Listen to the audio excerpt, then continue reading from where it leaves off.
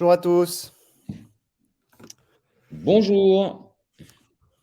bienvenue sur ce webinaire.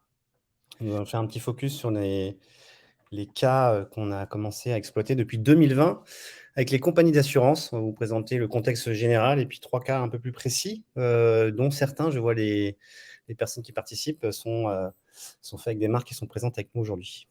David, je te laisse introduire et partager la presse.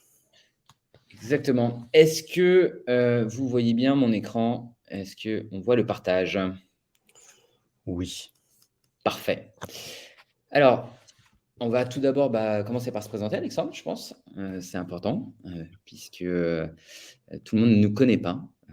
Et donc, voilà. Donc, moi, je vais commencer. Je suis David Benaïnous, Head of Sales chez Captain Wallet. Ça fait 4 ans et demi que je travaille chez Captain Wallet et j'ai la chance de pouvoir diriger l'équipe commerciale France. Voilà. Et aujourd'hui, donc, pour m'accompagner dans ce webinaire, nous avons Alexandre Plichon. Alexandre, je vais te laisser te présenter. Voilà, moi, je suis un des associés fondateurs de Captain Wallet. Et puis, avec David, on a eu la chance de réussir à convaincre et à lancer une première mutuelle il y a de ça en 2020. Et depuis, il y a pas mal de chemin qui a été parcouru, vous allez le voir. On était convaincus du use case. On a réussi à convaincre une compagnie d'assurance très innovante qui nous a suivis là-dessus. Et aujourd'hui, on pense que c'est vraiment un usage wallet qui est très naturel pour les consommateurs et hyper intéressant pour les marques de ce secteur. Alors Alexandre, tu as parlé d'une compagnie innovante qui nous a fait confiance. Je pense qu'on peut quand même la citer. C'est April, en juin 2020, qui a décidé d'innover dans ce secteur. Depuis, pas mal d'autres nous ont rejoints. Vous avez quelques logos qui s'affichent, donc vous pouvez voir, sur différentes typologies de scénarios, puisque aujourd'hui, on va parler de l'assurance de manière large. L'assurance, évidemment, au niveau santé, mais pas que. On va également adresser la partie professionnelle et puis la partie également tourisme. Voilà. Alors, tout d'abord, les wallets mobiles. Je pense même avant de vous parler des bénéfices, je vais quand même faire un bref rappel parce que peut-être certains d'entre vous n'ont jamais entendu parler des wallets mobiles ou ne sont pas des experts des wallets mobiles. Donc aujourd'hui, Captain Wallet, c'est une plateforme qui est accessible en mode SaaS. Et cette plateforme accessible en mode SaaS, elle est connectée aujourd'hui à 2 wallets qui sont natifs et qui sont pré-embarqués dans les OS. Donc Apple Wallet, Apple Card sur le marché français d'un côté et Google Wallet de l'autre. Ces applications natives qui sont pré-embarquées donc, proposent à travers 2 applications l'opportunité d'adresser leurs clients et donc de pouvoir télécharger dedans différentes typologies de contenu. Alors, vous avez une partie qui est dédiée au paiement. Si votre banque est partenaire, vous pouvez y mettre votre carte de crédit, donc payer avec. Et puis, vous avez une deuxième partie qui est la partie, ce qu'on appelle contenu marketing, qu'on adresse chez Captain Wallet et qu'on propose justement aux marques d'utiliser, puisque cet espace-là est dédié justement pour y stocker un certain nombre de cartes. Et donc, parmi ces scénarios que l'on déploie, on a adressé un nouveau secteur il y a quelques années, celui de l'assurance, avec différentes possibilités. Les bénéfices, évidemment, pour les marques, c'est très simple. Tout d'abord, ce qu'on constate, c'est qu'en utilisant ces wallets-là, les marques obtiennent un reach mobile très, très fort. Ce reach mobile, aujourd'hui, concrètement, il va jusqu'à 30% dès la première année. Et ça, c'est évidemment très important. Le deuxième point, c'est la rétention. La Alors, rétention, David, je vais poser une question ingénue parce qu'il n'y a pas beaucoup de questions qui sont posées. C'est quoi le Reach Mobile? la capacité, en fait, tout simplement, de pouvoir planter finalement une graine dans le téléphone du client. Voilà.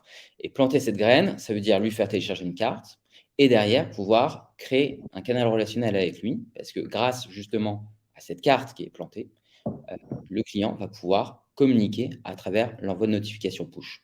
Mais pas que, puisque en fait, une carte qui est téléchargée peut être mise à jour partiellement. On peut changer une donnée de la carte, par exemple une date de validité, ou on peut changer l'intégralité de la carte. Et c'est pour ça qu'on parle de canal relationnel, parce qu'il y a cette notion de durée dans le temps.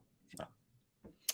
Et donc, quand je parle de rétention, c'est-à-dire qu'on constate, nous, chez Captain Wallet, que les gens téléchargent évidemment les cartes, mais en plus, qu'elles restent actives, ces cartes, et qu'elles restent dans le temps.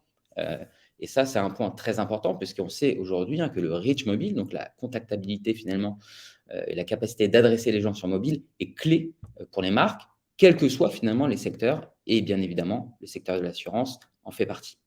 Donc ça, c'est le premier bénéfice. Deuxième bénéfice, et là, il est évidemment plus propre à ce secteur, c'est la possibilité, évidemment, de limiter la fraude. Pourquoi? Parce que vous avez une loi qui est finalement la résiliation infra-annuelle, hein, qui est entrée en vigueur, qui a rebattu les cartes sur ce secteur, notamment sur le secteur de l'assurance santé, et qui permet finalement à chacun aujourd'hui de pouvoir se séparer de son contrat au bout d'un certain temps. Et donc, du coup, cette libre concurrence qui est née a fait que cette industrie a dû, on va dire, se moderniser et a dû, en temps réel, pouvoir finalement couper aussi, hein, le service si, évidemment, l'adhérent rompait son contrat.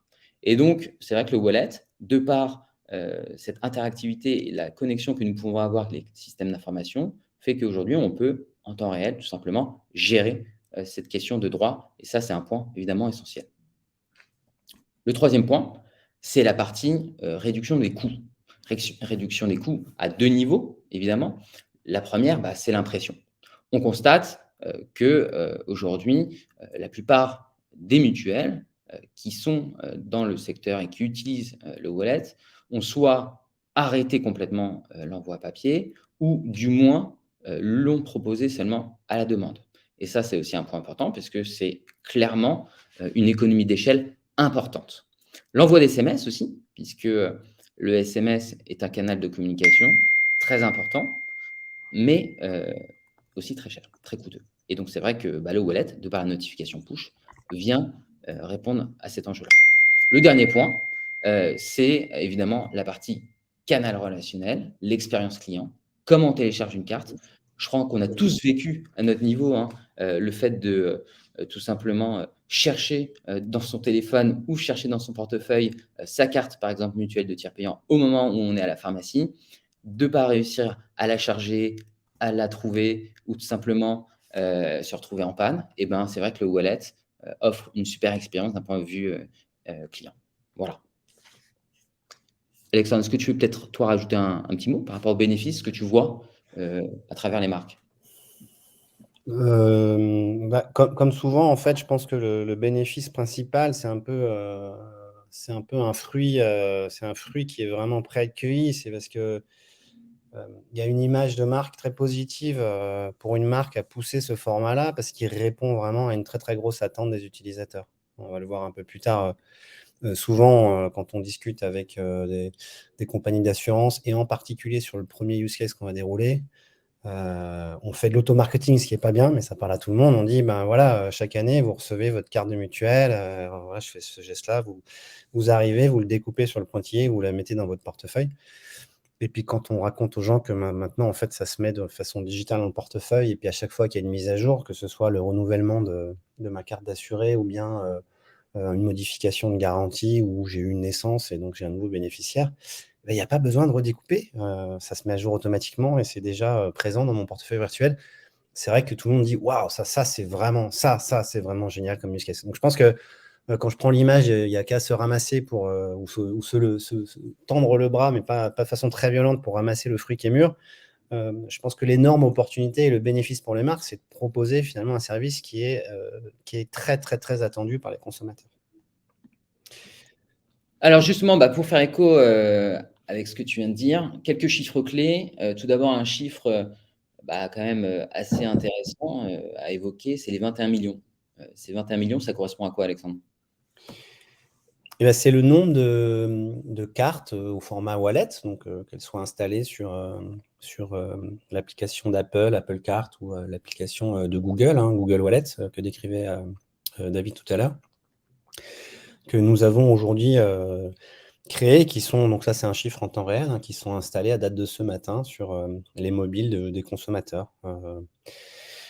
Et à ce chiffre, il y a un gros 2 tiers qui sont sur un périmètre de population, une audience française. Donc c'est pour dire ça aujourd'hui que voilà, le réflexe wallet qu'on a poussé, et puis avec d'autres entreprises qui proposent cette solution aussi, mais qu'on a nous particulièrement poussé massivement auprès de beaucoup de grandes marques en France. Aujourd'hui, je pense que c'est un usage qui est devenu massif et un réflexe consommateur qui est devenu massif, qui passe évidemment aussi par le paiement, parce que si on rajoute aussi tous ceux qui utilisent de façon quotidienne ces applications-là pour faire des transactions de paiement, que ce soit au travers d'une carte de crédit, ou pour tous ceux qui sont salariés dans des entreprises qui bénéficient de tickets restaurants digitalisés, ça passe aussi par les mêmes applications. Je pense qu'il y a vraiment aujourd'hui un usage massif de ces outils. Ce n'était pas le cas il y a 6 ou 7 ans. Moi, j'ai fait énormément de réunions avec des directions marketing qui nous disaient « mais le wallet, mais qui utilise ça, etc. » Bon, aujourd'hui, c'est terminé, je crois. Il y a vraiment un usage massif. La dernière couche qui va bientôt arriver, c'est évidemment le fait d'avoir les titres de transport, et notamment les titres de transport qu'on utilise quotidiennement, parce que l'avion, c'est déjà fait. Donc là, pour les Parisiens, on pense aux Pass Navigo qui vont débouler aussi là-dedans, font que, voilà, aujourd'hui, cet écosystème, il est massivement adopté par les consommateurs. 2 tiers par contre, et là je suis surpris même de ce nombre, 2 tiers finalement, des contrats aujourd'hui, actifs, sont, aujourd'hui engagés sur le wallet, dans le secteur de l'assurance. C'est les chiffres que tu constates également?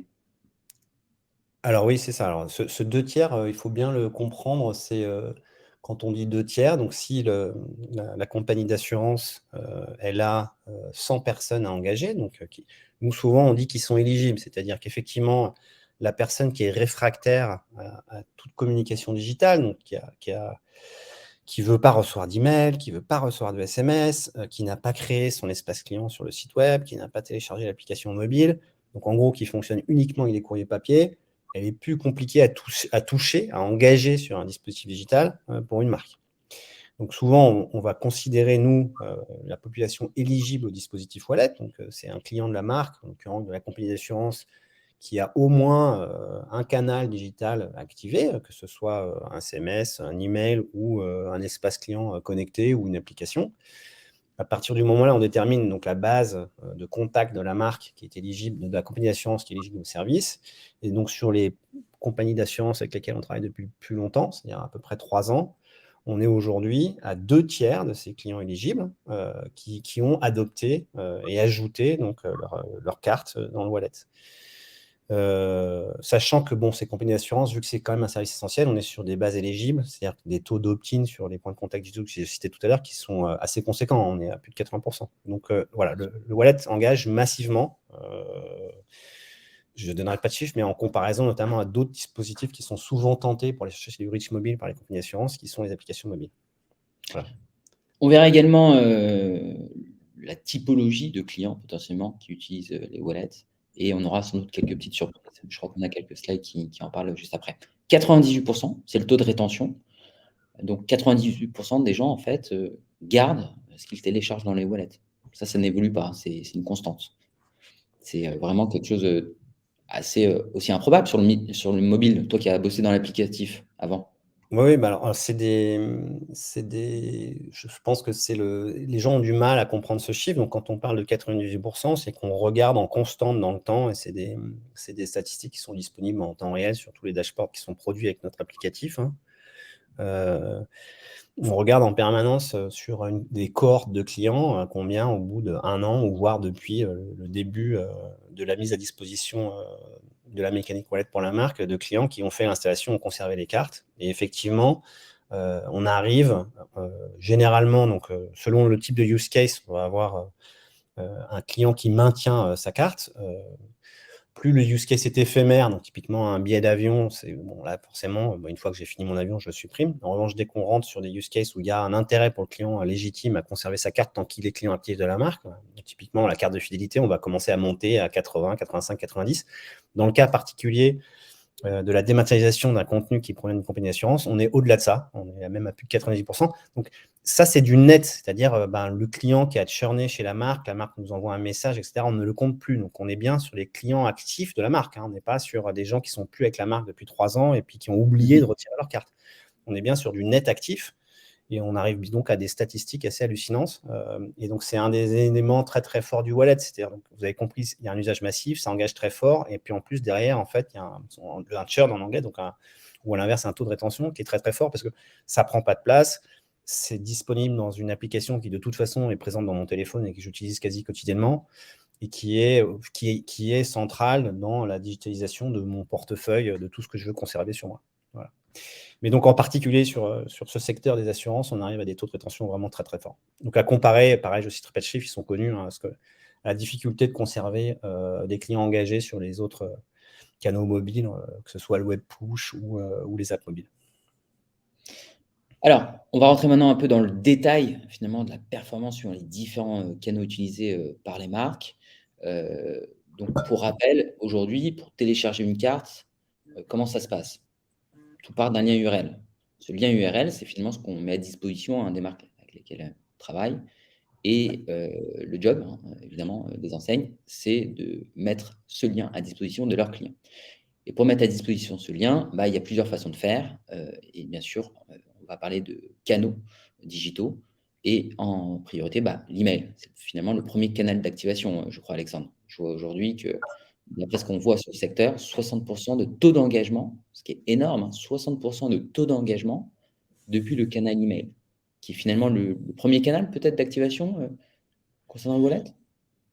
Alors, c'est un canal qui est donc quand on parle de canal d'activation, c'est donc le wallet, n'apparaît pas par magie dans le portefeuille, virtuel, des clients. Il faut que la marque le mette en avant au travers, des points de contact digitaux que je citais tout à l'heure, et qu'elle envoie une proposition finalement d'ajout au wallet, et c'est vrai que bon, la proposition la plus naturelle et la plus simple, qui est souvent utilisée dès que le projet est prêt, c'est ce que vous avez à gauche sur M-Comme Mutuel, que je salue. Je crois qu'on a parmi nous quelqu'un de chez M-Comme Mutuel. Un Jennifer. email qui était très très bien fait d'ailleurs. Donc c'est un email tout simple qui est envoyé à tous les clients éligibles et qui dit vous avez votre carte M-Comme Mutuel dans cet email. Les clients ouvrent, il y a un petit visuel, il y a un petit bouton qui dit j'installe ou j'ajoute ma carte, et puis 3-4 avantages clients à le faire, en lien avec évidemment ce qui est poussé, et puis les logos de nos partenaires Apple et Google. Je précise parce que je crois qu'on a quelqu'un de Google, c'est l'ancien logo, mais c'est un ancien email qui a depuis été mis à jour. Et effectivement, donc on a créé entre guillemets un indicateur qui s'appelle le taux d'engagement qui va se rapprocher pour les gens qui font pas mal de campagnes d'engagement client, on va dire du taux de réactivité, par exemple, sur un email. Le taux de réactivité, pour rappel, hein, c'est le volume de clients qui cliquent au sein de l'email rapporté aux ouvreurs de l'email. Le taux d'engagement, de la même façon, c'est quoi? C'est le nombre, enfin, c'est le ratio des clients qui ont activé. Donc, sachant qu'un client, une fois qu'il a cliqué sur le petit bouton j'installe ma carte, il a 2 ou 3 clics à faire en suivant pour finaliser l'installation de sa carte au sein de son portefeuille, que ce soit Google ou Apple. Et donc, c'est le volume de clients qui ont activé leur carte sur les ouvreurs de l'email. Donc, ce qu'on dit là, c'est que j'ai envoyé un email à 100 000 personnes. Il y a le taux d'ouverture qui est évidemment un premier élément de tunnel. Donc, sur ce type d'email, on va avoir des taux d'ouverture très, très forts. Voilà, votre carte dans cet email, ça ouvre très, très fort. Plus fort que d'autres emails serviciels envoyés par les assureurs. On peut monter jusqu'à 55, 60, ça dépend un petit peu aussi de l'écosystème de la marque et de son rapport à ses clients. Donc, 100 000, 60 000 ouvreurs. Et là-dessus, il y en a donc les 2 tiers qui vont cliquer puis finaliser l'installation de la carte. Donc, on est sur des volumes, dans ce qu'on appelle des taux d'engagement très, très forts. Je vois que sur le site web, on est, un client sur 3, finalement, ajoute sa carte aussi depuis le site Voilà, web. et la stat sur le site web, parce que donc, souvent, donc, l'avantage de l'email, c'est qu'on les marques lancent, on a souvent ce qu'on appelle les emails dédiés. Puis après, c'est donc le petit bouton que vous voyez, le visuel, la proposition va être rajouté aussi par la marque à tous les emails de cycle de vie du client. Voilà, votre carte a été renouvelée, ou toute communication qui est poussée. Mais ça, c'est des communications qu'on peut perdre. Ce qui est bien aussi, c'est souvent de rajouter un ajout au wallet pérenne qui va se retrouver du coup dans l'espace client, dans mon espace assuré, chaque fois que je me connecte. En dessous du récap de mes contrats, j'ai l'élément qui me permet d'accéder directement au format dématérialisé de ma carte, au format wallet. Et ça, la stat qu'on a en moyenne, c'est qu'il va y avoir un visiteur sur 3 d'un client qui se connecte sur l'espace assuré des assureurs avec lesquels, jusqu'à un visiteur sur 3, un client qui se connecte, qui va passer par cet ajout au wallet. OK ? Alors, on a parlé de l'email, on a parlé, du site web et là, je vois également que finalement, l'application mobile, et à la limite, peut-être certains se posent la question, l'application mobile est également un point de contact digital utilisé par les marques pour le wallet. Est-ce que tu peux nous en dire plus? Pourquoi application mobile finalement? Application mobile, typiquement, là, le cas, c'est Malakoff Humanis. C'est un canal sur lequel, eux, ils engagent en priorité, puisque par rapport à, donc dans le cas de Malakoff, c'est la carte, la carte santé qui est dématérialisée dans le format wallet. Sur leur application mobile, ils ont tout un tas de services autour de la relation santé avec l'assuré qui est mis à disposition, du type, je peux envoyer je peux envoyer un devis de soins dentaires, et puis ça va être traité, j'aurai ma réponse sur ce qui va être pris en charge par le tiers payant, etc. Je peux suivre mes remboursements, enfin oui, je peux faire énormément de choses dans l'appli. Et puis ils ont fait le choix, en revanche, pour la carte d'assuré à présenter auprès des professionnels de santé, de passer exclusivement par le format wallet, pour des raisons de simplicité, pour des raisons d'accès, pour éviter des problèmes où je suis au fin fond d'une pharmacie, j'ai pas de réseau internet, donc en fait, je peux pas réouvrir l'app pour montrer ma carte au format des maths. Donc voilà, donc au sein de l'application Malakoff, on va dire la fonctionnalité carte d'assuré des maths renvoie directement dans une création qui se fait au sein du wallet. Et effectivement, donc, en gros, la stat, c'est deux tiers des utilisateurs qui installent et qui utilisent l'appli vont faire l'ajout au wallet.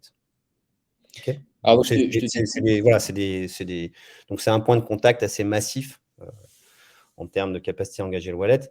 L'intérêt, je ne dis pas trop fort, mais c'est aussi, il n'y a pas forcément le même taux de rétention entre le wallet et l'app. Donc, c'est des applis qui sont compliquées à fonctionner, où il y a beaucoup, beaucoup de services offerts, où il y a du coup un taux de rétention qui est un peu plus compliqué, même s'il reste bon chez Malakoff. Et dans tous les cas, ils vont quand même capturer les... le petit notification push aussi, j'imagine. Exactement, sur lequel ils déroulent. C'est principalement du serviciel autour de ce type de use case, du type, voilà, votre carte a été mise à jour suite à l'ajout de nouveaux bénéficiaires ou votre remboursement est en cours. Et puis le dernier canal qu'on voulait mettre en avant, donc là vous comprenez le côté protéiforme, c'est-à-dire que tout au long du cycle de vie, en fonction du canal sur lequel le client peut être contacté ou du type de contact, il y a des canaux où c'est pérenne, l'espace web, on l'a vu, l'app. Ici, le SMS, il est très souvent utilisé au moment de ce qu'on appelle la date de prise d'effet du contrat, quel que soit le type de contrat. Il y a le SMS qui part, il dit « OK, votre contrat est activé ». Pour retrouver votre carte d'assuré, cliquez ici. Et donc ça fait des très très forts volumes aussi. Donc ce qu'on voit là, c'est qu'en gros, il y a une personne sur 3 qui reçoit l'SMS qui va finaliser l'ajout au wallet. Voilà. Donc sachant que ça veut dire qu'on a quasiment 3/4 des gens qui cliquent qui vont au bout, quoi. Donc c'est des stats pour ceux qui font des campagnes SMS qui sont très très costauds. Je pense que ce qui compte ici, là, dans ce message-là, et puis dans les différents canaux que vous avez vus, c'est que à chaque canal, finalement, sa performance et son utilisation en fonction du cycle de vie. Donc, typiquement, le SMS est ultra pertinent sur voilà, votre contrat activé au jour d'aujourd'hui, ça y est, c'est la date de prise d'effet. Je vous véhicule et je vous pousse un élément hyper simple pour retrouver tous les éléments de votre contrat, ou si c'est un use case santé, votre carte au format dématérialisé. Des questions, on a été assez vite là-dessus, on peut poser, on n'est pas en retard, donc on peut poser 2 minutes si vous aviez des questions. Est-ce que c'est clair pour tout le monde? On va rentrer un petit peu plus dans le détail, puisqu'on va maintenant détailler 3 use cases. Et puis, on va commencer donc cette fameuse carte de tiers payant au format wallet. Donc là, l'exemple ici présenté, M comme mutuelle. Donc, carte mutuelle de tiers payant. Alors, pourquoi proposer une carte de tiers payant finalement sur le wallet mobile? On l'a déjà un petit peu expliqué au moment d'expliquer les bénéfices, mais je vais le répéter. Évidemment, il y a très clairement une question d'usage, d'expérience client. Voilà, le fait de retrouver à portée de main, toujours dans son téléphone, évidemment, cette carte. On précise que le wallet est une technologie asynchrone, c'est-à-dire que concrètement, le contenu qui est téléchargé, c'est un contenu qui est téléchargé en local. D'accord. Donc, vous pouvez l'ouvrir, vous pouvez être en mode avion et l'ouvrir 50 ou 100 fois. Il n'y aura jamais de problème d'affichage. Et ça aussi, c'est vrai que c'est un vrai bénéfice quand on parle de wallet. Alors, on nous a challengé au tout début de notre aventure dans ce secteur-là, notamment sur l'UX, sur concrètement comment cette carte va être construite par rapport au papier. Voilà. Et on va regarder un petit peu dans le détail comment ça fonctionne et comment ça a été construit. Vous avez évidemment le fonctionnement de base, donc on le répète, tout part d'un call to action, donc d'un lien qui est disposé dans un canal de communication, email, SMS et autres. Une fois que c'est cliqué, la carte est téléchargée. Et puis derrière, l'objectif, c'est de pouvoir créer ce canal relationnel et de communiquer avec lui. Et la notification push, évidemment, c'est quelque chose d'essentiel.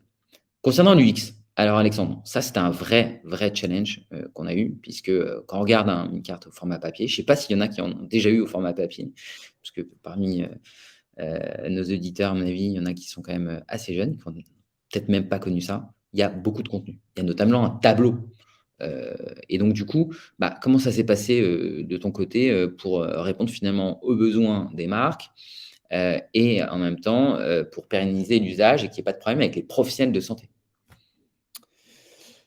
Euh, donc, je ne sais pas si vous avez tous regardé, donc il y a souvent un recto verso hein, sur le modèle papier ou PDF que vous pouvez avoir de votre carte de mutuelle. Il y a ce qu'on appelle un data matrix, qui est un tout petit QR code qui en fait fournit des éléments essentiels aux professionnels de santé, que ce soit le médecin, le kiné ou bien le pharmacien. Donc ça, c'est remis dans le QR code que vous voyez là. Aujourd'hui, il n'y a pas forcément un usage de scan, mais on va dire que tout le secteur santé est en train de travailler justement quand même pour que tout ce sujet-là soit de plus en plus automatisé chez les professionnels de santé, que ce soit d'ailleurs au travers d'un scan de QR code ou potentiellement au travers d'une carte qui serait lue en NFC. Ça, on pourra y revenir si vous avez des questions là-dessus. Et en fait, les éléments essentiels qui permettent à un professionnel de santé de se faire payer sont aussi, donc c'est ce qu'on appelle le numéro AMC. Les logos, évidemment, sont importants. Ça dit aux professionnels de santé qui va le rembourser. Le data matrix, le numéro de sécurité sociale, la date de validité. Et puis au dos, donc là, on n'en voit qu'un bout. Au dos, il va y avoir des détails supplémentaires qui sont, je ne sais pas si vous voyez, vous avez en tête ces espèces de tableaux un peu illisibles avec plein d'acronymes qu'on retrouve sur nos cartes. Ils sont répétés et détaillés ici. Donc, en gros, c'est par type d'acte, les niveaux de remboursement et de prestations qui sont votre couverture. Et puis, si vous avez la chance d'avoir plusieurs personnes dans votre foyer, tous les bénéficiaires associés à votre contrat. L'avantage du format digital par rapport au format, on va dire PDF ou papier, c'est que typiquement, généralement, plutôt qu'on a la place, en fait. Alors, le tableau, il n'est pas affiché comme tableau, mais on a la place. Et souvent, ce qu'on fait, c'est que plutôt d'afficher des acronymes qui ne sont pas forcément compréhensibles pour les utilisateurs finaux, on affiche directement le nom complet. Donc, soit un orthodontie, on va afficher ça, ou orthodontie plutôt que ou RTH, ou je ne sais plus comment est l'acronyme. Donc, ça fait souvent des cartes qui sont quand même plus lisibles que leur cousine au format PDF ou papier. Et encore une fois, donc, il y a un travail surtout de hiérarchisation pour s'assurer qu'au niveau de l'acceptation par les professionnels de santé, les éléments essentiels sont présents tout de suite en visuel. Et s'il y a besoin d'avoir plus de détails, on va accéder via un dispositif de verso au reste des informations. Sur Google Wallet, la présentation est à peu près similaire. On va avoir une logique, les éléments principaux, on ne vous l'a pas présenté là, mais les éléments principaux sont présents. Et puis ensuite, au verso, il y a tout le détail. Voilà. Tu as parlé du data matrix tout à l'heure. C'est un point important puisque, souvent on nous demande comment l'identification en point de vente, est faite par le professionnel de santé. Donc on le rappelle, hein, même si la plupart le savent. Donc il y a la possibilité de scanner ce data matrix qui est similaire vraiment à celui de la version papier. Mais pour ça, il faut que le professionnel soit équipé. Et finalement, le taux de couverture, hein, de ces professionnels aujourd'hui en termes d'équipement, c'est, de ce qu'on nous dit, à peu près 10 %. Donc en fait, la majorité, ne sont pas équipés. C'est ce que tu retiens aussi? Je pense que ça dépend lesquels d'ailleurs. Nous, on a fait pas mal de tests. Il y a une mutuelle, enfin, que je ne citerai pas là, au travers de son opérateur tiers paiement, qui eux-mêmes ont fait beaucoup de tests terrain. Donc, voilà, je pense que globalement, aujourd'hui, on est capable de transmettre, on peut transmettre de façon digitalisée les informations. Et donc, c'est ce que vous montre David là, on va discuter en 2 secondes, aux professionnels de santé, au travers d'un email, etc. Je pense qu'on a passé le cap depuis 3-4 ans du truc où il fallait absolument avoir une version papier qui passe dans la petite scanette, je ne sais pas si vous l'avez en tête, la petite scanette là, qui avale le truc et qui est scanné. Aujourd'hui, on peut le transmettre, même si le QR code n'est pas lu, on peut très facilement transmettre par email une version de la carte. Et donc, nous, on l'a très vite rajouté à notre proposition. Donc, depuis le dos de la carte, si vraiment le professionnel de santé qui peut juste noter un numéro de télétransmission a besoin de stocker la carte, il y a une proposition très simple qui est faite. Je clique et ensuite je rentre dans un parcours où je saisis l'email du professionnel de santé qui reçoit une version compatible qui peut stocker directement dans son logiciel. OK ? Et donc là, on a mis un lien au dos qui permet finalement, en 2 clics, de partager sa carte aux professionnels de santé. Donc on permet finalement, hein, de pérenniser l'usage et de faire en sorte qu'il y a clairement la possibilité, hein, d'avoir ce format numérique et en même temps de bénéficier de ses droits, à taux plein. toute façon, au global, souvent, donc, pour boucler sur ce sujet de l'acceptation de ces nouveaux formats par les professionnels de santé, bon, je pense que s'il y a des professionnels du secteur dans l'assistance, il y a une transformation digitale du secteur santé qui est en cours. Il y a des expérimentations qui sont en cours au niveau de la digitalisation de la carte vitale. Dans d'autres pays, c'est déjà le cas, hein. Pour ne pas les citer, aux US, typiquement, l'équivalent de la carte vitale se met dans les wallets. Il y a des discussions en cours, donc ça ne se fait pas à notre niveau entre les gros providers de wallets et l'assurance santé pour travailler ces supports en digital. On va y arriver. Il y a un moment, effectivement, la carte vitale va être digitalisée. Alors, pour l'instant, les expérimentations se font plutôt sur des applications dédiées, etc. Mais ça envisage des dispositifs en NFC, etc. Donc, je pense que c'est long. C'est comme le dossier santé, hein, qui a un vieux serpent de mer. Hein, ça fait 15 ans que ça traîne. C'est long, ça arrive. Il y a aussi des acteurs privés qui doctolisent. Donc, je pense que la digitalisation du secteur est en route et que ces supports-là vont finir aussi par se digitaliser. Donc, forcément, le niveau d'acceptation, la transformation des professionnels de santé va se faire aussi à un moment ou à un autre. Un point intéressant, la notification push. Alors là, on voit qu'il y a différentes typologies de notification push. Ça, c'est un fait assez particulier et intéressant. Donc, je vois qu'il y a des notifications push dites trigger, automatisées, en fait. Comment ça se passe concrètement quand tu mets en place un projet avec une mutuelle ou un assureur à ce niveau-là? On décide en avance ou depuis la plateforme, les équipes marketing peuvent configurer à partir du moment où on a de notre côté connaissance du changement de contexte des données associées à la carte de l'utilisateur, peuvent configurer ce qu'on appelle des triggers qui disent, bon, bah, typiquement, si j'ai ajout d'un bénéficiaire ou si j'ai renouvellement de la carte en fin d'année au moment de la mise à jour et du renouvellement des contrats, alors déclenche l'envoi de notification qui dit, bah, votre carte tiers payant a été mise à jour, etc. De la même façon, on va leur donner la possibilité directement depuis leur système cœur d'utiliser nos points d'API pour faire des notifications plus précises du type, là c'est la deuxième que vous avez sous les yeux qui dit, bah, votre remboursement, voilà, ça y est, il est en cours, vous pouvez vous rendre dans votre espace pour le voir. Et puis et on leur permet aussi, c'est des choses que en l'occurrence April commence à tester, d'utiliser le même canal, donc vous avez entendu ce mot plusieurs fois, pour aussi véhiculer potentiellement des propositions moins servicielles, un peu plus marketing, en faisant référence à du double contrat, etc., etc. Voilà.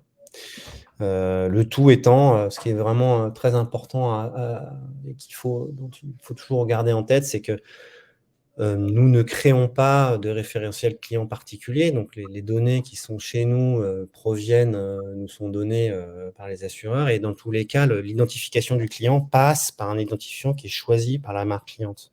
Donc, ensuite, quand il s'agit de cibler, c'est-à-dire je vais envoyer, donc celle de gauche, elle est plutôt envoyée massivement parce qu'à priori, il y a tous ceux qui sont renouvelés. Mais par exemple, celle de droite, ça peut être la marque va cibler que 2 ou 3% des clients qui ont installé le wallet et qui correspondent à cette typologie de clients qui auraient besoin d'un contrat prévoyance décès. OK ? On est bien sur une techno où la marque bénéficie en permanence de la capacité à cibler en 1 pour 1 les clients avec lesquels elle veut communiquer ou pour lesquels elle veut générer des mises à jour. Ça, c'est un point très important. On peut personnaliser en effet le contenu de la notification push. Alors, le bilan pour April, je ne vais pas dire positif, ultra positif. 4 assurés sur 5 finalement utilisent leur carte de tiers payant auprès de leur professionnel de santé. Donc, voilà. Je précise que ces chiffres, ces stats ont été générés côté April suite à une étude qu'ils ont fait auprès évidemment de leurs clients. Donc, on les remercie d'ailleurs de nous avoir partagé ces chiffres-là. Un point important en tout cas. 96% des assurés ont jugé le service simple à télécharger. Ça aussi, c'est un challenge puisqu'on nous a souvent renvoyé la question de l'âge. Est-ce qu'il y a une pattern au niveau de l'âge? Les wallets, ça va adresser finalement que les jeunes, les millennials. Et en fait, on se rend compte, j'ai l'impression, Alexandre, à travers ce secteur peut-être qui est parfois un peu plus senior que d'autres, en tout cas, qu'il n'y a pas de pattern et que finalement, quelles que soient les tranches d'âge, il y a peut-être quand même une limite, mais en tout cas, quelles que soient finalement les tranches d'âge, et notamment cette population senior, il y a un usage. Et il y a surtout une volonté de digitalisation. Je ne sais pas si toi tu Alors, le ressens. là, en l'occurrence, chez April, je ne vais pas citer les chiffres trop précisément, mais la population était en majorité senior. Et on a quand même réussi à engager une vaste majorité de cette population. Donc, on reste sur un dispositif. Enfin, installer une carte dans le wallet, c'est quand même toujours plus simple que de créer pour quelqu'un de senior, hein, qui n'est pas habitué aux outils, que de créer un compte sur Doctolib ou de créer un compte sur un espace assuré ou de télécharger une application sur un store, puis de se loguer avec un mot de passe qu'on me demande de changer toutes les semaines. Non, j'exagère un peu, mais ça reste un geste très simple en fait, hein. Depuis la communication ou le point de contact qui a été poussé, je clique, ensuite j'ai 1 ou 2 clics supplémentaires et c'est terminé, la carte est dans mon wallet. Donc ça, on s'en aperçoit notamment sur ce type de population, ouais, qui était assez senior dans le cas d'April que je cite là. Et alors côté M comme Mutuelle, il nous a également partagé quelques chiffres. On voit une forte appétence, évidemment, Ouais. en termes de taux d'engagement, hein, plus de 20 de taux d'engagement au bout de 6 mois, c'est quand même énorme, hein. On rappelle, Alors hein, là, sur le taux d'engagement, pardon, on n'est pas très précis, mais donc, ça veut dire qu'au bout de 6 mois, il y avait 22% de la base éligible qui était engagée sur le wallet. Et donc là, vous voyez par tranche d'âge, donc globalement, oui, il y a une petite surpondération sur le 18-24, mais ça baisse quand même. Il faut attendre le plus de 75 pour que ça baisse un peu, quoi. Donc, voilà. Alors, on va changer maintenant de contexte. On n'est plus sur l'assurance santé, on est dans le voyage. Et là, on va parler un peu d'Europe Assistance, la carte assurée. Alors, la carte assurée, aujourd'hui, finalement, en termes de bénéfices, on est toujours sur ce qu'on a évoqué, hein, tout à l'heure, hein. Le fait de retrouver finalement à portée de main toutes ces informations contractuelles. Et là, j'ai envie de dire, c'est peut-être encore plus important parce que concrètement, si on fait appel à l'assistance, notamment à l'étranger, c'est-à-dire qu'on en a besoin. Et souvent, dans les moments d'un petit peu de panique, hein, c'est quand même assez pratique de ne pas devoir forcément rechercher dans son client mail les bons numéros et comment contacter les bonnes personnes. Donc, c'est vrai qu'il y a un côté ultra pratique qui rentre évidemment en jeu. Et puis, bien sûr, il y a le canal relationnel, puisqu'il y a évidemment un panel de services qui est proposé. Alors, en termes du UX, c'est un peu différent. Il n'y a pas de data matrice, il n'y a pas de QR code. Souvent, on nous pose la question, mais est-ce qu'il faut qu'il y ait un QR code obligatoirement sur une carte? La réponse est non, très clairement, hein. Aujourd'hui, typiquement dans le secteur de l'assurance, il n'y a pas forcément besoin d'avoir un QR code. Dans le cas présent, ici, ce qui a été plutôt évoqué, c'est de remettre les informations contractuelles et également, bien sûr, cette question de la validité, hein, qui est un enjeu clé sur le front, hein, sur le recto de la carte. Tout à l'heure, Alexandre parlait de hiérarchisation de contenu. On est complètement ici dans cette même veine, hein. Donc, les informations primaires au recto, dans le contexte évidemment iOS, hein. Encore une fois, c'est un contexte iOS ici.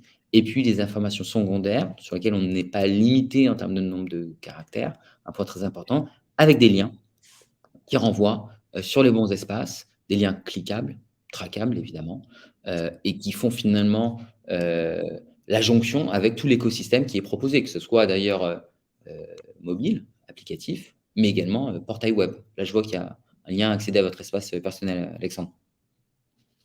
Oui. Donc ça, c'est plus, donc il y a un côté à nouveau serviciel sur une proposition de service un peu plus simple, hein. On n'est pas sur la carte tiers payant. On a déployé ça, ce use case-là, on a déployé chez 3 assureurs. Nous, on appelle ça c'est ma carte mémo, quoi. C'est-à-dire, oui, effectivement, je peux retrouver toutes mes infos, les numéros d'urgence, et cetera, tout le détail sur un espace assuré ou sur un bout de papier ou dans un email qu'on m'a envoyé il y a longtemps. Mais si je peux les mettre dans ma poche, dans mon wallet, c'est quand même bien pratique. Voilà. Et donc, on a commencé assez vite à faire ce use case. Ça marche très fort. Les stats sont quasiment les mêmes que sur la proposition que vous avez eue précédemment.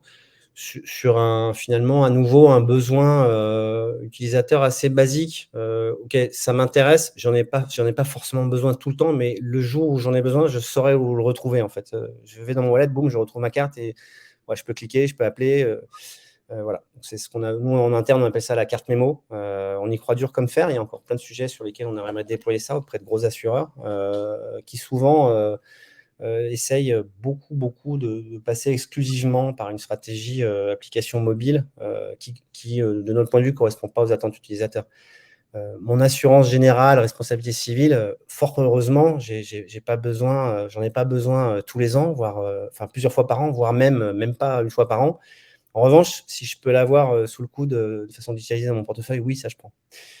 Voilà. Est-ce que ce secteur, finalement, il est conservateur? Allez, on ne fait pas de langue de bois, Alexandre. Il est conservateur, le secteur de l'assurance aujourd'hui ou pas? Comme souvent, je pense que l'innovation vient plutôt des acteurs un peu plus petits. D'ailleurs, vous avez vu nos références, hein, mis à part Malakoff, qui pour le coup, et je les en remercie, il croit dur comme fer dans l'écosystème wallet. On a aujourd'hui plutôt, on discute avec tout le monde, mais ceux qui se sont décidés sont plutôt des acteurs plus agiles. Et oui, je pense qu'il y a les plus gros acteurs du secteur que je ne citerai pas là. On a travaillé aussi avec eux, mais ils sont souvent soumis à des volontés qui viennent de tout en haut, qui disent non, mais moi, je suis un très très gros, je vais réussir là où personne n'a réussi. Oui, moi je vais réussir à engager 50% de ma base d'assurés sur une application mobile, quand bien même ils n'en ont pas besoin en fait, parce qu'ils n'ont pas d'accident de voiture tous les jours, ils n'ont pas une maison qui prend feu tous les jours. Voilà. Donc je ne sais pas si c'est du conservatisme, David, je réponds de façon un petit peu pondéré à ta provocation, mais je pense qu'il y a aussi des très gros On est acteurs entre nous. On est digital, entre nous.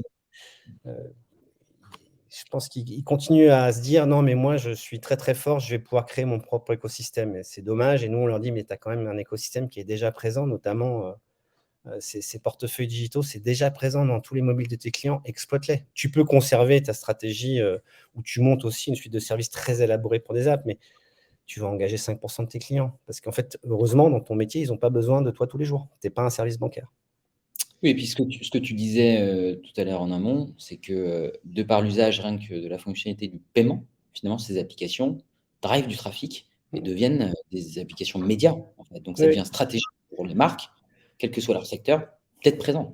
Et là, c'est vrai que c'est un prétexte finalement assez facile à trouver, comparé à peut-être d'autres secteurs qui sont obligés de trouver des scénarios un peu plus. C'est notre discours sur les méta-apps qu'on a depuis longtemps, hein. Voilà, 90% du trafic sur mobile se passe par des applications. Ok, d'accord, mais en fait, ce trafic, il passe par 5 méta-apps. Ça va être effectivement hein, mon agence de banque, parce que je suis obligé aujourd'hui avec tous les contrôles de sécu, etc. Peut-être un média, un truc de musique, et on est hors jeu là, bien entendu. Mais après, j'ai assez peu souvent des applications de service ou des applications de marque, parce que le rapport à le fait de télécharger une appli, c'est quand même fortement lié à la récurrence d'usage. Donc, dans ce secteur des assurances, et encore une fois, heureusement, je n'ai pas des sinistres qui m'obligent à avoir en permanence une application dans ma poche. Je pense que là où l'usage est le plus répandu, c'est sur la santé, mais même là, les stats ne sont pas dingues hein, par les très très gros acteurs en termes de déploiement et de capacité à engager un parc. Okay. Donc nous, on n'a pas un discours anti-app, on dit juste, je pense qu'il faut s'adapter à ce que les utilisateurs attendent et puis profiter de ce que l'écosystème offre. Et aujourd'hui, l'écosystème, c'est les wallets d'Apple et Google qui sont massivement plébiscités et utilisés par les consommateurs, que ce soit au premier lieu pour du paiement et puis pour tous les autres usages qu'on a développés avec eux. Laisser le choix finalement au consommateur d'utiliser le canal qu'il veut utiliser. Troisième use case, finalement, la partie pro. C'est nouveau. C'est un use case qu'on n'avait pas vu jusqu'à présent, pas beaucoup en tout cas, côté Captain. La carte assurance professionnelle. Ici, on est encore avec April sur un exemple, la RC Probat. Finalement, ça consiste à quoi cette carte? Elle sert à quoi d'ailleurs cette carte, Alexandre? Tu sais toi? Donc ça vise donc les responsabilités civiles professionnelles. Donc dans le secteur du bâtiment, plus précisément, c'est vraiment ma capacité à travailler sur un chantier et puis derrière la décennale qui va avec. Hein. Donc c'est des éléments qui sont très importants par rapport aux autres cas d'assurance dont on a parlé. Les coûts sont vraiment très faibles. Là, on est sur des secteurs où ça représente 2, 3, 4, un pourcentage important du chiffre d'affaires de ces entrepreneurs. April avait identifié déjà le wallet, puisqu'on avait déjà lancé la santé. Elle est sur une problématique où elle est sur des cibles de petites entreprises ou d'entrepreneurs indépendants qui n'ont pas beaucoup de temps. C'est des gens qui travaillent beaucoup, qui sont assez peu contactables sur les canaux traditionnels, donc C'est un point les important, ça. emails, etc. Comment? Je dis ça, c'est un point important, ce que tu Ouais. relèves. Assez peu contactables sur les emails professionnels, qui n'ont pas forcément beaucoup de temps et beaucoup de patience pour aller se créer des comptes assurés, etc. Donc, ils avaient un vrai sujet à la fois de proposition de services et d'engagement sur ces populations. Et donc, la proposition Wallet leur semblait tout à fait cohérente. Et donc, on a lancé cette carte qui est donc véhiculée vraiment comme une attestation. Donc, c'est un support, en fait, qui rassemble à la fois tous les éléments du contrat de l'entreprise. Voilà, donc on rappelle le contrat, la date de validité, etc., le souscripteur, etc. Et en même temps, qui leur permet, puisque donc ils peuvent être à intervalles réguliers au moment quand ils travaillent, suite à une visite du client ou d'un inspecteur, on peut leur demander de fournir une attestation comme quoi ils sont bien assurés. Et en même temps, cette carte qui rappelle tous les éléments de leur contrat leur permet de directement montrer que leur assurance est valable. Donc, au travers, là, le scan du QR code, il est fait pour que n'importe qui à la demande vienne scanner depuis un téléphone et atterrisse sur une page qu'on doit montrer juste après, je pense. David? Oui, mais il y a une question et qu'on Voilà. Sur juste une après. page qui dit oui, oui, ce contrat est bien référencé, il est en cours de validité, etc., etc. Là où avant, pour produire cette attestation, il fallait soit se connecter à un espace assuré pour récupérer la page, l'imprimer, etc. Voilà, donc le truc était plus compliqué. Donc on voulait aussi vous présenter ce use case, puisque finalement, une fois qu'on est sorti, bon, ok, il y a la prévoyance, la santé, éventuellement le contrat à la Europe Assistance ou le contrat auto qu'on a vu, le mémo contrat. Là, on est sur un 2 en 1 hyper malin qui dit, bon, ben, je rends service à une population ultra nomade, ultra occupée, etc., que j'ai du mal à cibler avec les canaux traditionnels et mes outils qui sont valables, on va dire, sur du particulier, en leur proposant un 2 en 1, tout mon contrat dans ma poche et en plus une capacité à prouver que je suis bien assuré et à faire télécharger, là, comme vous le voyez, l'attestation par mes clients. Alors, on a une question, Alexandre, de la part d'Arnaud, qui nous dit bonjour. Est-ce qu'on peut se connecter à n'importe quel ERP ou CRM pour générer les cartes pour nos adhérents? Et est-ce qu'il y a des limites en termes de volumétrie? Alors, oui, nous, c'est une très bonne question, Arnaud. Nous, on est complètement agnostique d'un point de vue technique. Sans rentrer dans trop de détails, on n'a pas de modèle de données fini de notre côté. On va avoir des attributs fixes très basiques qui sont, il faut un identifiant, un nom, un prénom et encore. Et ensuite, tous les autres attributs associés à un contact qui ajoute sa carte dans le wallet vont être spécifiques et faits pendant ce qu'on appelle la phase d'intégration. Donc, on a une petite phase d'intégration où on va se plugger aux sources de données. Et là, les sources de données, ça peut être n'importe quoi. Ça peut être un outil CRM, ça peut être un ERP un peu plus compliqué. Alors, généralement, on va demander à se plugger au travers de web services ou d'API ou de choses comme ça. C'est-à-dire qu'on ne vient pas, évidemment, avaler toute votre base de données. On fait ce qu'on appelle du provisioning à la volée, c'est-à-dire qu'on vient chercher les données dont on a besoin pour personnaliser la carte une fois que l'utilisateur final a cliqué sur le fameux lien qu'on a vu tout à l'heure, etc. Donc, sur le support de communication qui lui pousse à un wallet. En termes de volumétrie, nous, de notre côté, on est équipé pour faire beaucoup, beaucoup, beaucoup de volume. Vous avez vu les volumes de cartes, on absorbe plusieurs centaines de millions d'échanges mensuellement pour mettre à jour les cartes, etc. Et après, ça dépend un petit peu de vos volumes à vous. C'est-à-dire, pour schématiser, si vous nous donnez un point d'accès qui permet de récupérer la donnée, vous avez entendu tout à l'heure, vous envoyez un email à 100 000 personnes, bon, on va venir vous appeler 30 000 fois en 24 heures. Donc voilà. Et puis, si vous êtes spécifiquement sur le secteur de la santé, oui, effectivement, en fin d'année, quand il y a le renouvellement, va falloir mettre à jour toutes les cartes qui ont été, voilà. Donc, il n'y a pas de limite en termes de volumétrie, pardon. Il faut quand même des systèmes qui soient capables de tenir des pics de charge relatifs. On n'est pas non plus, voilà. Et voilà. J'espère que j'ai répondu à votre question, Arnaud. Autre question de la part de Nicolas, intéressante cette question. Les numéros de contrat, les numéros de sécu sont-ils des données de santé qui nécessitent un hébergement certifié? Ça, c'est une question qu'on nous pose souvent. Alexandre? Alors nous n'avons pas, je vais être tout à fait transparent, hein, nous n'avons pas de certification spécifique de notre côté. En revanche, bien évidemment, à chaque fois qu'on signe un contrat avec des clients dans ce secteur, on remplit un certain nombre on passe par un certain nombre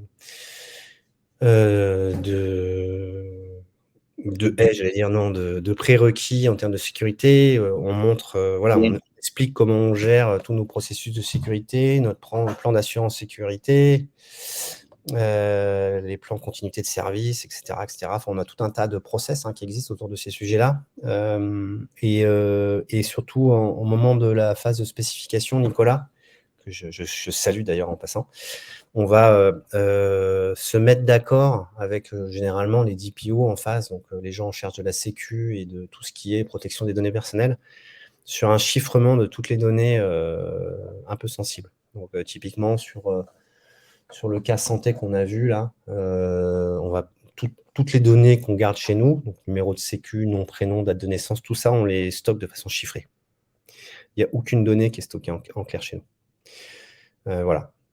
Et alors après, petite précision, il y a une fonctionnalité qu'on va rajouter, qu'on va mettre en place d'ici la fin de l'année chez Google, qui est vraiment super, qui permet à l'utilisateur qui ajoute sa carte au format Google Wallet, lui, de décider les données qu'il veut partager ou pas. Donc, il y a un bouton supplémentaire qui dit, bon, bah ça, je veux le stocker en local ou non, je veux même pas l'afficher. Donc, ils ont mis en place, ils sont en train de mettre en place ce format spécifique pour des données jugées un peu sensibles par les consommateurs, ce qu'on trouve super de notre côté.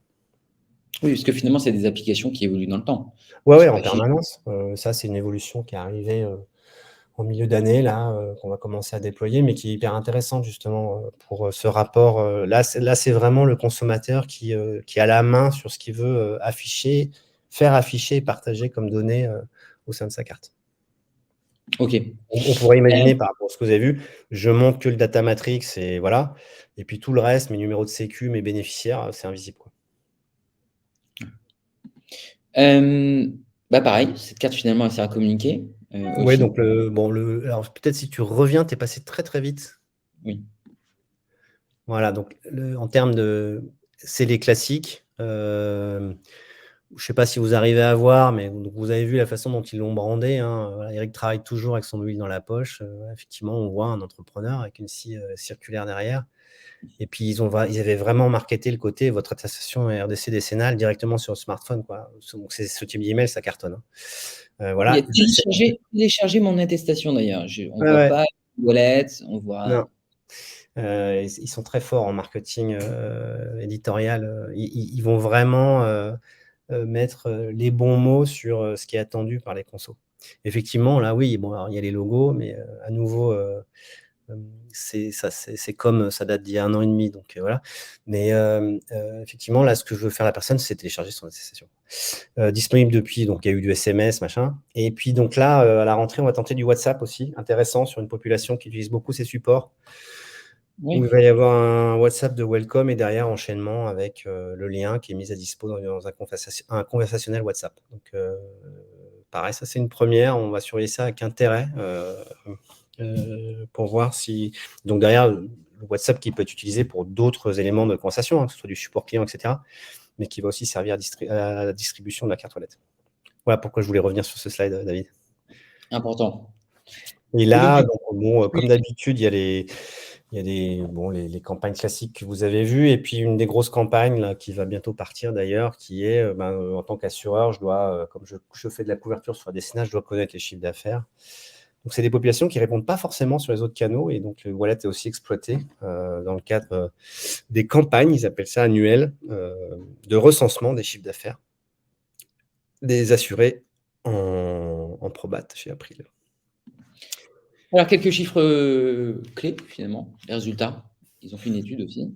Qu'est-ce Oui, bon là, on vous a remis les résultats, donc les taux d'engagement, vous avez compris, hein, sur les emails, 14% quand même sur cette population, hein, c'est compliqué de leur faire ouvrir des emails. Et puis là où c'était très fort, le bon support pour ces populations dures à toucher, qui n'ont pas beaucoup de temps, c'était le SMS. On a eu des stats de dingue. Et puis aujourd'hui, on a on a une très grande partie du parc d'assurés sur cette typologie de niche qui est engagée sur le wallet aujourd'hui.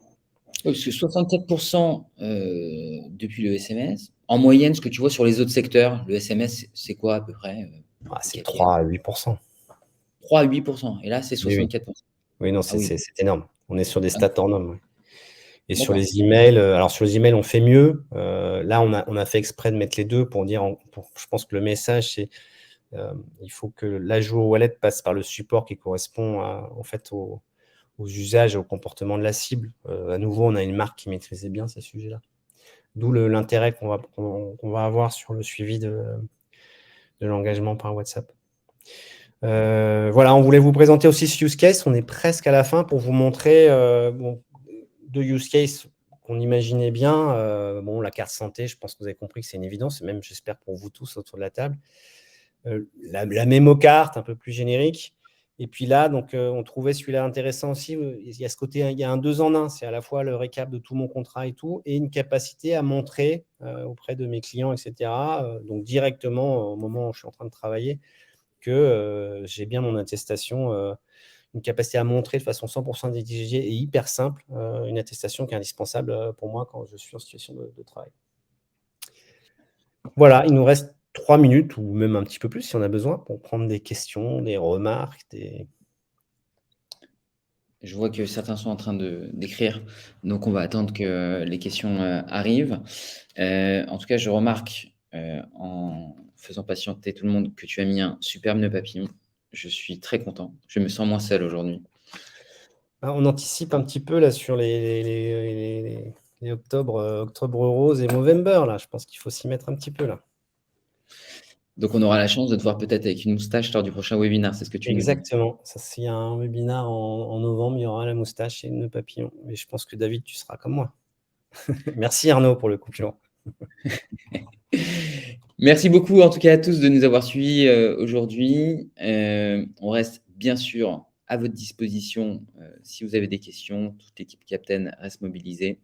On était très heureux de partager ce moment avec vous. J'espère que c'était en tout cas instructif et que vous avez appris des choses. Et du moins, j'espère que ça vous a conforté dans l'idée que peut-être le wallet est sans doute le canal à utiliser si vous ne l'utilisez pas déjà. Merci Alexandre pour ta participation. Merci David, à très bientôt. À très bientôt. Au revoir.